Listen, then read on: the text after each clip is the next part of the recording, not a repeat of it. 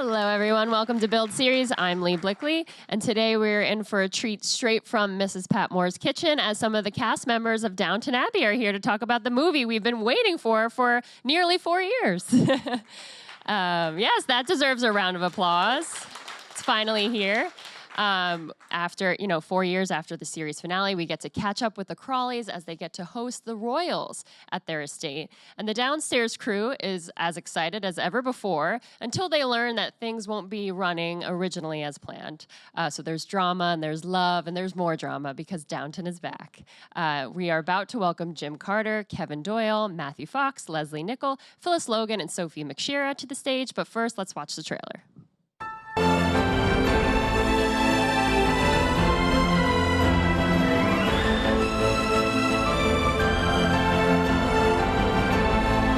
Should we really go on with it? You mean leave Downton? Downton Abbey's the heart of this community, and you're keeping it beating.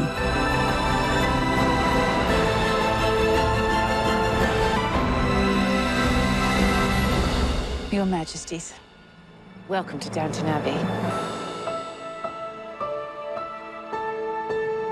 Welcome the cast of Downton Abbey. We're so happy to have every single one of you. Thank you for joining us. Does everyone have chills? I have the chills. It's so exciting. That's because it's freezing in here. Take the concept of air conditioning to a ridiculous degree. You're not wearing thermals. We're not used to this air conditioning downstairs, right, in Downton Abbey. So tell me, how does it feel for all of you guys to be together on this press tour once again? Because it's been a few years since you guys have been a whole group. We like it, don't we? Yeah, we it do. feels like we've been doing this press tour for a few years. We've been all over the shop. We have, and we're not done yet. Yeah. Yeah, you're off somewhere. We're conquering the world, frankly. Yes. Well, you definitely conquered the UK because the movie came out on Friday and it's got great numbers. Is that exciting for you guys to see that the fans really, really wanted this and they went out? I'm not even sure what numbers mean. I can't number crunch. I don't know what that's all about. But apparently it's very good anyway. I think we're thrilled because I think the pressure for the film came from the fans, really. I mean, when the series finished 3 years ago, maybe 3 years ago, everyone we meet has always asked, is there going to be a film? Is there going to be a movie? And the fact that that pressure never diminished was the motivating factor, really, to do the film. And the fact that it's open and people are enjoying it, there'd be no point in doing it if you didn't enjoy it. Yeah. And so the fact that people seem to be enjoying it is brilliant, and we're thrilled. It feels like an event for people to go out, rather than the family sit around on a Sunday night and you're there with your nan, your mum, and your dad. I think why it's done so well, part of the reason is it's a real event to get yourself booked in to go to the cinema and see it with your family on the big screen. It feels really special. What's different over here is that everybody seems to want to dress up. Yeah. which is not a thing that we do at home, is it? We put our gowns on, our tuxedos on, right? We're going to see Downton Abbey. I've seen lots of photographs of sort of people dressing up and go to see previews, and yeah, it's exciting. So tell me, Lesley, when did you first hear that a movie was a possibility and it was really probably happening? Well, it's been probably happening for something like 4 years, on and off. That never went away. I personally always thought it was going to happen, and I had no evidence to back this up at all. I just had a feeling somehow. In my waters, and my waters are very accurate. And but we didn't actually literally get into the business of please keep these weeks free till really quite late on.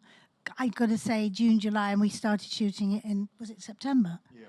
So it was quite late on, and then everybody had to rally and get themselves into order and make themselves available, and everybody wanted to. Mm-hmm. But it wasn't like we knew about it for weeks and weeks on end.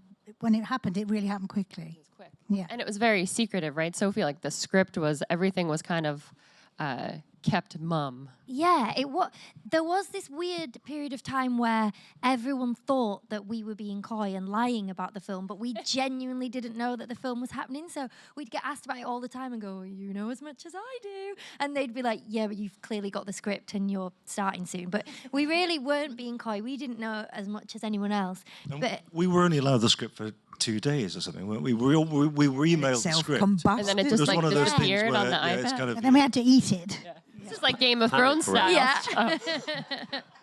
And Phyllis, how was it for you to get back into character? Did you go right back in, or did it take a little bit to bring back Mrs. Hughes?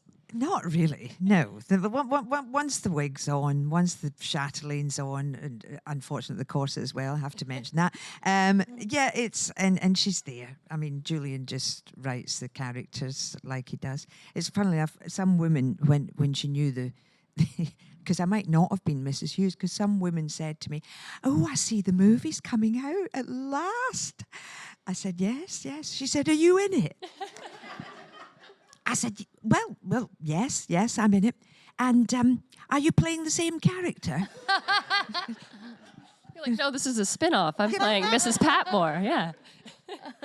So yes, I'm back being the same character. We didn't. I thought we should throw our names in a hat and come out with somebody else. That would have been fun. No, but you never know, because there are a few people who aren't in the movie. Did you guys all know that you would be in it?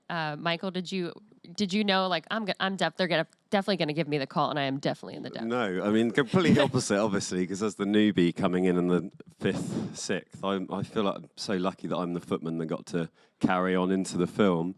And fortunately, doing that thing that everyone does of looking through and just through the script to your name, so thank God you're still alive. My character was on the first page because he gets to say his blimey, the first line. Yeah. So it was basically just relief that I was in the script at all. I'm alive. Yeah.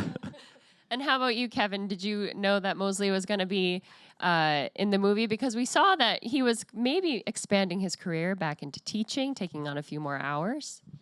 Yeah. And I mean, I think it's partly a tribute to the skill of Julian that he managed to find a reason to bring everybody back together. And, that reason being the royal visit. And like Carson, Mr. Molesley wasn't going to sort of pass up a chance to... Because you have to realise that back then, certainly the people downstairs would never have seen the king, never mind sort of get a chance to serve them. So I think the best week, the only time we ever sort of rub shoulders with them is when we stand up to listen to their Christmas radio broadcast. So the idea of him being in the house and for them not to get the chance to serve them, it's just not possible. They have to be there. And you reacted with Molesley's typical cool, didn't you? Of course, yeah. I have to say, Molesley is so great in this movie, but he represents all of us royal fanatics throughout the whole film. Was that fun for you to play up that whole aspect of it, that the royals are coming to town? And you're but I mean, that's what everybody in the household feels, that kind of excitement. It's a once-in-a-generation experience. Not Daisy. No, not Daisy, No. No. Red Daisy. There is another guest, though, that comes in to Downton to deal with, I think, plumbing or something that Daisy is. Oh, don't bring Boilergate. Boilergate. Who's this guy? Sorry. It's very tense. We don't talk about the plumber. Yeah. Because it is nice to see Daisy and Andy are still, there's still the love there. Was that exciting for you guys to see and be able to play with that further? Because we really didn't get to explore much of that when the show ended. Yeah, well, we find it quite fun when Daisy's being horrible to him, and I'm using the royal we. I find it really fun. But yeah, that comes easy to you. Yeah, that's our natural state. But it's really fun. I like how Daisy changes her mind on her boyfriends all the time. She can like them 1 minute, and then she just goes, oh, maybe not. But yeah, it's always really nice to play that stuff. It's good. Yeah, I was really pleased that Andy has to show he's got a bit of something about him to kind of win Daisy round potentially, because she's wanting to, she's not completely on board with all of the royal stuff, and Andy is very sort of smiley and bright-eyed and like respectful of everyone, and then actually when he sees something might not be going his way, he has to show that he's up to, he can match Daisy. Yeah. Are we still talking about Andy? Or yeah. So it was awesome, and there's parts in the script we won't say, but like I was so excited to do them on the day. They're brilliant. Yeah. Well, I'm glad to see Andy have a little more oomph, because he did steal that lock of hair, so I knew there was something, Is that that's slightly creepy, isn't it? I think. It was a different time. He was more creepy than umphy. And of course, Mr. Carson is back, and everybody must give that a round of applause, because It is so great. As soon as that music hits, too, it just brings you right back. But Mr. Carson is the heart of Downton. How was it for you to know that you were going to come back, maybe overstep Mr. Barrow and get your role back for a little bit for this movie? Yeah, it was great because, I mean, there was a possibility that Mr. Carson retired and become a gardener, wasn't there? Hard to imagine Downton without Carson the butler, possibly. So I was thrilled to see that he came back. And in my head, when I walked up that drive towards the big house, I was sort of Clint Eastwood walking back into town. I mean, I don't know if that came over at all. Maybe, possibly not. Totally, I don't know. totally. But, you know, that's the image I had in my head. And you know, Carson is the most fervent traditionalist in the whole place. He would lay down his life for the king. I think in series 1, a duke visited the castle, and Carson practically exploded then. So royalty, you know, and royalty, of course, was so distant. I mean, nowadays, royalty is so present in our lives, and celebrities are so present in our lives, that then they were very remote. So for them to come and visit Downton Abbey was a massive, massive honour, and I would have walked up that drive in bare feet and on hot coals to get there. Yeah. And it's hard to see though because Carson comes in and then Mr. Barrow has to kind of take a back seat. After, you know, we've kind of learned to fall in love with Barrow over the course of the show. How was it? How was it for you on the set to be like, I'm back? You're kicked to the curb again. Well, on the set it's fine because we are super professionals at all time. Yeah, I mean, it opened up a whole new storyline for him, didn't it? Getting me back, because I don't think there's much interest in Carson digging carrots all day long. So, but it opened up a whole new storyline for Barrow being supplanted by Carson. So that was good for the film as well. Yeah, I like that storyline. Yeah, I think it's brilliant. Presumably Yeah. has seen it. I know, we can't. I'm like, we can't. Oh no, we get can't this much. say. Oh, you've seen it. Oh my God, you're sneaky. Has anyone seen it? Three Two, people? 3, 4, oh, 4. Oh, 5. Yeah. Oh, good. So they'll She just doesn't shake wanna their know. heads. No spoilers. No. But I think it was an important storyline, a very important storyline. There are a few that run, of course, through the movie that really stick out. Anything for you guys when you first read the script that you were like, wow, I'm so happy that they're tackling this topic or giving this character a little bit of light? Well, the obvious one is Thomas. I mean, that's the one, because we don't want to say too much because it'll ruin it for you.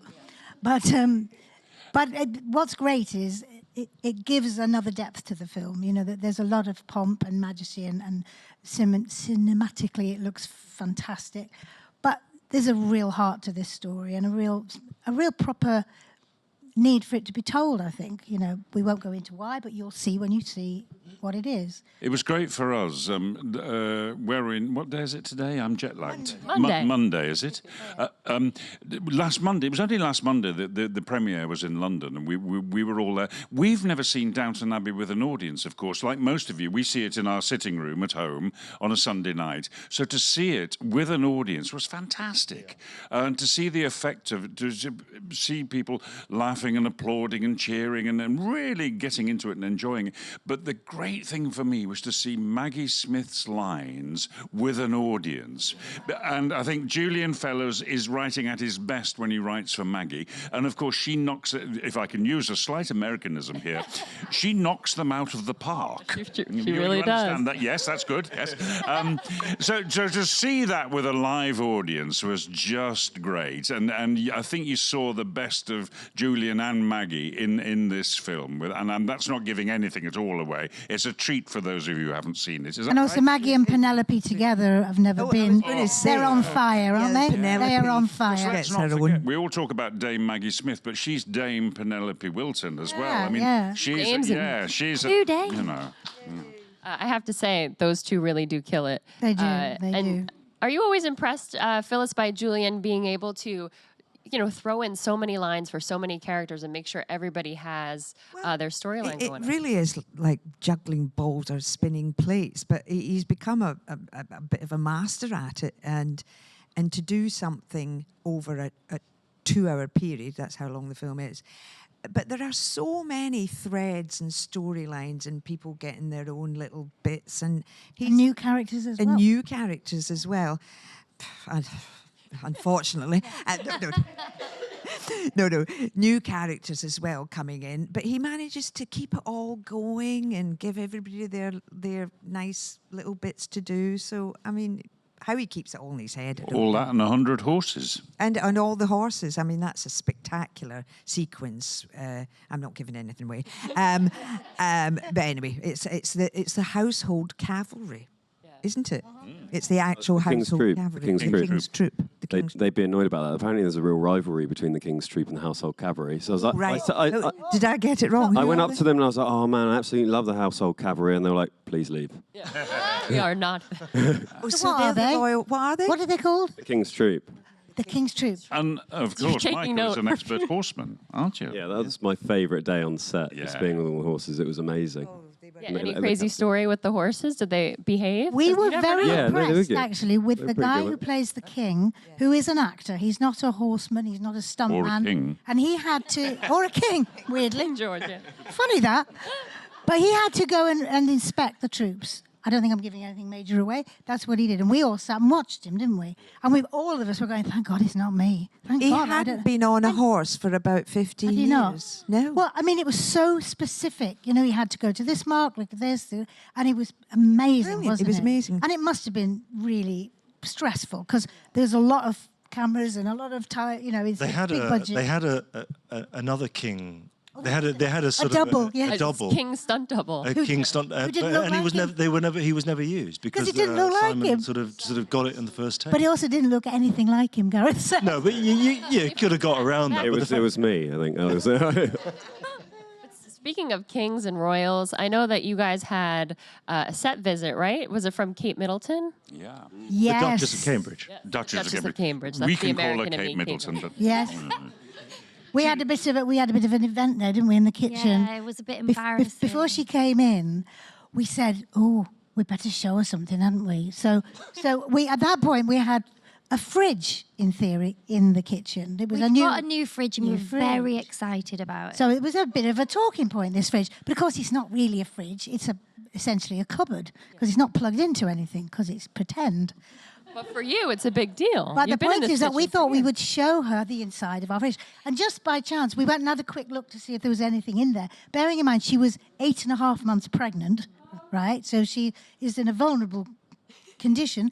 We opened the fridge, just have a look. There was a disgusting dessert that had like 9 inches of penicillin on top Yeah, of it. it was- Do you it had remember? gone green. And we thought, can you imagine if we pushed her face in there? Which it was, I mean, it could have ended very badly, but We fortunately. should have checked the fridge. Yeah. So she didn't get to see the fridge. But her security guys, because I was at the back chatting to them, they were very nervous because the visit was scheduled for an hour and she stayed about 3 hours, I think. And they were saying, "Oh God, she's so behind, she's so behind." But she was genuinely a fan. You could tell, you know, you could just tell that she watched the series and enjoyed it. She was a delight, wasn't she? She was. Do you remember that a couple of people came in before Kate arrived? So we were waiting, and a couple of suited people came in. I went a bit Patmore on them. I said, "Who are you? What are you doing in here?" I don't know what came over me. We're the royal. What were they? The royal. Page of the backstairs. Something. We're the Royal Protection Service or something. Yeah, that's They had tons of them, didn't they? They were all over the place. Yeah. Well, that's what we kind of see that in the movie too. When the royals come in, they bring their whole staff, which is what is the conflict for you guys in the whole movie. Michael, were you happy to see something like that, where you guys had to work through that kind of conflict, where it's the royal staff versus the Downton Abbey staff? Yeah, on our first day of filming back, it was really brilliant because we were all together down in the brand new wine cellar that we'd only ever heard about. Nice. And they built it because now we're in the movies. But we all had our big kind of like downstairs plotting scene, and that was really exciting because it becomes like us against the world a bit.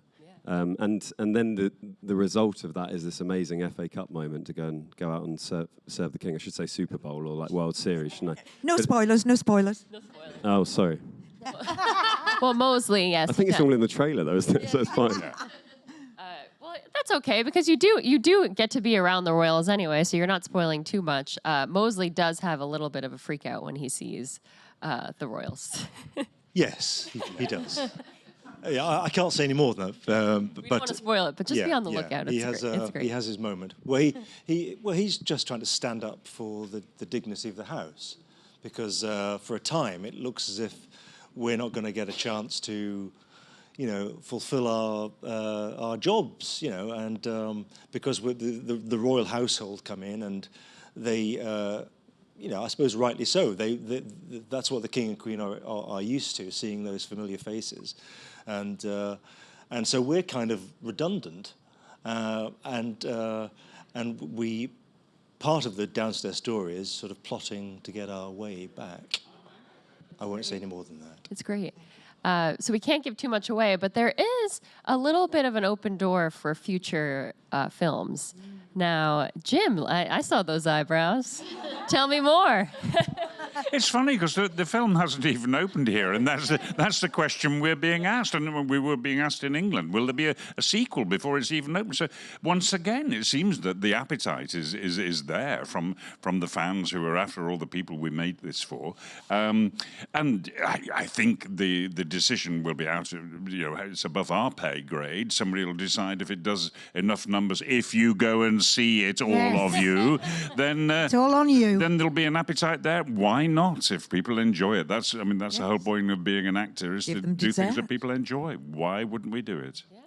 Yeah, and Phyllis, you guys when you ended the series, it was on such a high note. You guys were still performing, and everybody was still watching, and that's what was kind of powerful about it, because it never got bad. It was always so fantastic. So did it make you nervous to take on this film and make sure that you were delivering the goods? Well, of course, there's always some sort of trepidation as to how it will transfer from a much-loved series on TV onto the big screen. And we know from past experience that certain other series have done the very thing and not made money probably, but not necessarily made a lot more fans out of it. So you are a bit trepidatious. You do think, how will it transfer? But I have to say, for my money, it works so well on the big screen. It's found its home, really, didn't it, on the big screen? It looks like that. It's lush, it's plush, it's splendiferous. It's Downton Abbey times 100, and so I'm well pleased with it, and I hope everybody else will be too. I got to see it. Shocker, guys. I saw the movie, and it's so great. But I left, and I was just like, I need more. So I'm just going to pray that everybody goes to the movies on Friday, right, to see Downton. So we're going to take some audience questions. Who's first? I'm first. Hi. I love the show. I already bought my ticket to see the film. I wanted to ask all of you, what do you think you have in common with the characters that you play on the show? Eyebrows. Nose. It's easier for me to, if I may answer in reverse, what I don't have in common with Carson is that I can't bear routine at all. I couldn't live by the clock and the gong and the dinner bell. The routine would drive me bonkers. But I think I understand his... He's a fatherly figure, which I possibly am. I'm a father myself, and I do believe that good manners and politeness don't go astray, then or now. Yes, Jim's known as the daddy of downstairs. Because I'm elderly. Well, I think, funnily enough, a friend texted me just yesterday. It was her birthday, and she texted me to say, and I'd forgotten as well, she's an old school friend from primary school. Anyway, I did eventually get round to saying happy birthday, but anyway, that's neither here nor there. But she texted... Deviation. I know, deviation. Oh, shut up. Wake it up, Jim, wake it up. But she WhatsApped me to say, shut up. Give her a bit. That... This has all got to do with the question, by the way. She what is it? She WhatsApped me to say that as a birthday present, her daughter had bought her, and they went to see it. And she said, "Oh, you were so channeling Mrs. Manuel." This is our maths teacher from school. And I thought, you're absolutely right. I've known women like that a bit scary, but when push comes to shove, she's got her compassion in her heart there as well. But you don't want to cross swords with her, really, do you? Yeah. And maybe there's an element of that in me, by the way. And Lesley, for you, was it the cooking? Oh, completely the cooking. That's both of us, isn't it? Yes. No, neither of us can cook, essentially. which is a shame. I think sorry, I've totally interrupted. No, you haven't. Go on. My similarities, our relationship's really similar to how we are on screen. I call her Telly Mummy, and we have the kind of same bond. And I don't have children of my own, so it's quite important to have that kind of dynamic. Definitely for Mrs. Patmore. But actually, yes, I love Sophie, and we've always felt like that. But you guys go out to restaurants for dinner, right? You don't cook each other. Yeah, we don't cook. Oh, we never cook each other dinner. That would be terrible. We go out on hot dates. We do. Carson, Mrs. Patmore, Daisy, and Mrs. Hughes go out on hot We have a bit dates. of a don't we? And what do we call that? Double No, dates. no. Please, Phyllis. What stays in the group stays in the group. No. It's not the club. No, this lady asked the question, still standing up, wondering is anybody going to answer her? For God's sake, lovely. Well, I'm obviously not illiterate, so that's one difference. Or are you? Who said that? What's it say again? But I did feel like in a lot of the scenes, so for example, if I had a scene with Jim, on like my first couple of weeks of filming, the feelings that I'd have as an actor, slightly nervous looking up to Jim in this huge house of actors, big group of actors feeling slightly daunted coming in, was exactly what Andy was feeling as well. So I was trying to just use that feeling that Andy would have that kind of looking up to respectful side to Carson. So actually my feeling with Andy was quite similar to me coming in as an actor to a new group of actors. Jim, he looks up to you. That's so nice. Yeah, it's lovely, yeah. Marvellous. Do you still do that? No. No, of course, no, absolutely not. Now he's got to know me. No way. How about you, Kevin? Are you like Molesley? Well, I suppose we're all a little bit like our characters, aren't we? Yeah, it's for others to say, I think. Probably, yeah, probably. Yeah, I'll say no more than that. Loves the Royals. Who's next? First, it's been very enjoyable just to listen and to see the interactions between everybody. But my question is, if I can get out, because I'm a little bit excited, is what has been your favorite plot line? This is for everybody across the 6 seasons, not the movie, of course, because at least I don't want any spoilers. For me personally, it was just Carson and Mrs. Hughes' romance as it just started. I just loved the way that played out. Well done, you. You get the prize.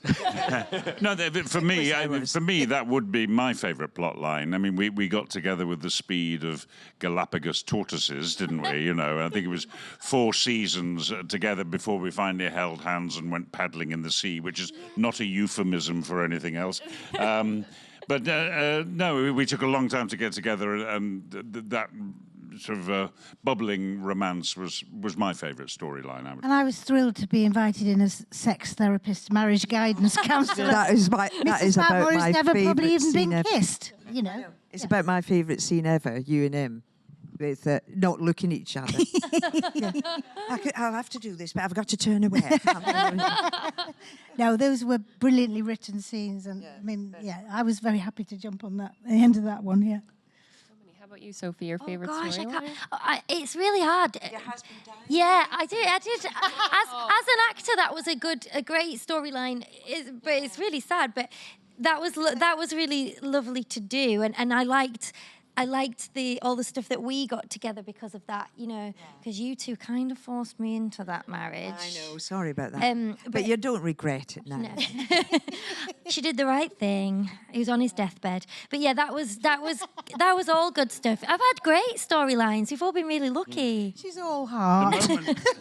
The moments I enjoyed most in the thing was when you saw behind the persona of the butler, who is sort of upright and stolid and very proper, and then when you see the intimate moments behind that, either with Mrs. Hughes or with Lady Mary, a couple of nice scenes with Lady Mary, or when you see the vulnerability behind Mrs. Patmore when she was having problems with her sight and things like that.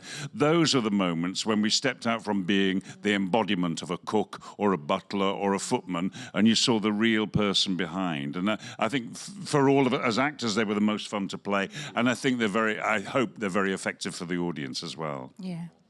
Oh, I just got really sentimental. I think there was a particular challenge for the show when Dan left at the end of season 3. Because, you know, where does the show go from there? And but in a funny way, it kind of reinvigorated the story. I mean, everybody's world suddenly turned upside down. And for Molesley, certainly, his future suddenly was very uncertain, and so for me that was a particular favourite. But it sort of upset the whole Downton world, really, his departure. Who's next with the question? Here we go. Hi. So the show is obviously immensely popular here in the States, despite it being in England, a different time, a different class system. Do you guys have any ideas as to why it resonates with so many people, so many Americans, at least? I think you're probably the one to answer that, really, because I don't. Do you have any? I don't have a clue as to why. There's a fascination with Jim just said too. Yeah, what Jim was just saying with the emotionality behind these characters and how we kind of fell in love with the upstairs as well as the downstairs. We kind of got to see, like he mentioned, the class systems at play. There's so many factors. There's no simple answer. One of the factors is that I think great care is taken that we invite you to look at the sort of the manners of this curious tribe, this curious aristocratic tribe, and they live a very different world from America's more classless than England. So it's a very exotic sort of world in a way, possibly more classless than England. There are different indicators of class here than there are in England. But so we try to do the manners of that class, the strange manners of ringing dinner gongs and how to behave at dinner and how to dress. We try to do that as accurately as we can within the bounds of being a sort of a romantic dramatization. I think people like that. I think people like the fact that it's safe. I mean, I said recently, watching Downton Abbey, it's like getting into a warm bubble bath, really. You just bathe in it. Oh, we're safe in this world now. Nobody's going to get killed. It's uncynical. It's about people trying to find love and romance and people doing their best to fulfill their jobs upstairs and downstairs. And I think, so it's aspirational in that respect, which I think Americans like. But whatever the reason is, thank you so much for liking it so much. Yes, we really appreciate that. No, thank you. You know. Great. Anybody else? I think we're good, right? Can we get her a mic? Because she just wants to say something. You're making a statement. Hello, back off. She's been We're in waiting. trouble. Security. Oh, that's so nice. It's not a question. It's just a statement. I recently went to a wedding in Blenheim Castle Palace. Nice. And the whole evening I was looking for you guys. Can I just add to that you know Anna Bates, the maid? Yes. She got married in real life in Blenheim Palace. Really? When was that? For 5, 6, 7 years ago. Okay. This was about 3 months ago. I spent 4 days there. And it was just magical. Why did you expect to see us there? I did. Yeah. We're not real, you know. It's not a documentary. I know. Take this woman out. But I think It was very funny. Oh, That's my statement. Lovely, thank you. yes. But That was a statement on behalf of the Blenheim Palace Tourist Board. Well, you heard about the robbery there the other day with the gold toilet. The gold toilet went stolen. We got stolen. When exactly were you there? Just. I don't know. I didn't see it. She's That saying was too after much. I was She's there. saying too much. That happened this past weekend. Yes. Someone stole a Yes, toilet. that Churchill used. It was installed as an art installation, I think, Yeah. and Lord, whoever it is at Marlborough. Blenheim Palace said, don't worry about the security of that. 2 days later, it had gone.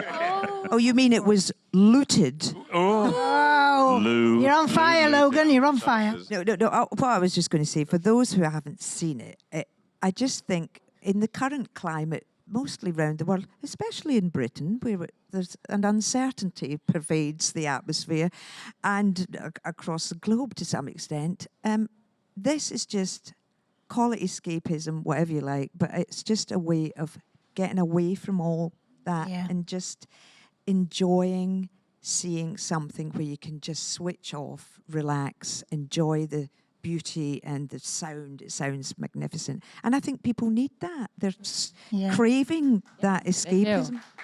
And you get to be reunited with all your favorite characters. And it opens in wide this Friday. So make sure to check it out, everybody. Thank you for being here. And thank you all for being here. We love having you. Thank you.